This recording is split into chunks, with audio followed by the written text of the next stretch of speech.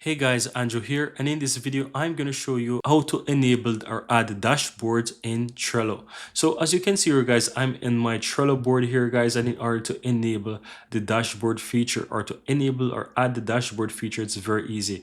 You want to look towards the upper left hand side and you will find a drop down that says customize view. You click on that and you have dashboard.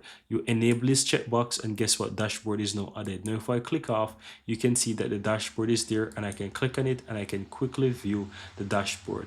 And as you can see, these dashboards are currently here, and I can always go ahead and I can modify these. I can edit them, I can change this to whatever pie chart, whatever, click on next, use basically whatever I want, and that's it. So you can create dashboards here if you want. If you're into dashboards and you want to use dashboards in Trello, you can easily go ahead and add new dashboards, enable the feature, and you can start using it for whatever purpose you need to, guys. And that's it.